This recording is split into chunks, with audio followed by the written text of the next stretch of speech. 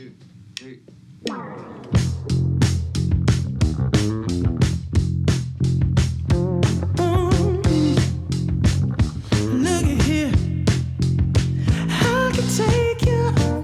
Ici, on est sur un écolieu qui est dédié à l'environnement et à la pratique artistique, autour donc de la pratique artistique grâce aux chapiteaux, autour de l'éducation à l'environnement avec des espaces maraîchers, des vergers, la forêt, et puis de la résidence artistique avec de quoi accueillir les artistes pour créer et rencontrer le public. On va essayer de faire une colonne sur le trapèze. Donc il y a un porteur et une voltigeuse qui va être debout sur ses épaules.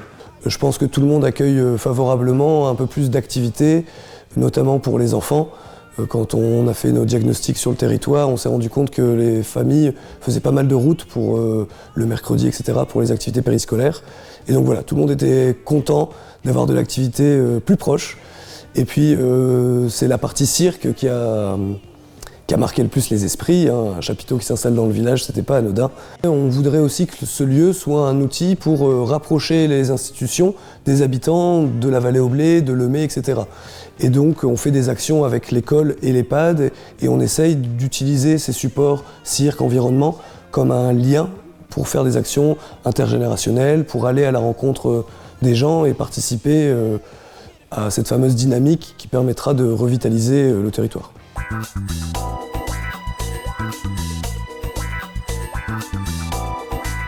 On a 2 serres qui permettent de faire du maraîchage, un potager, et on a un petit espace de résidence artistique pour accueillir les artistes avec des chambres et un petit salon kitchenette qui permet, comme on est sur un site assez éloigné, d'accueillir les artistes sur des périodes plus longues. C'est prévu un an, c'est ça? Oui. Alors qui c'est qui commençait? C'est Nicolas. Vas-y. Nicolas, Pourquoi vous êtes maire?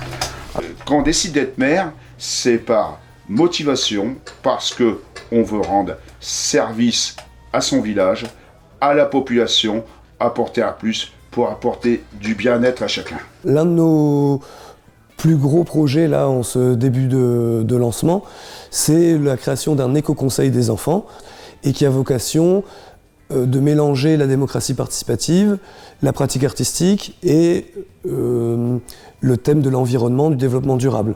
Ça va être comment on va accompagner les enfants à mélanger ces 3 thématiques-là pour créer des événements. Les parents participent financièrement, on est en travail avec la CAF pour devenir espace de vie sociale et donc on a une tarification qui se base sur les quotients familiaux.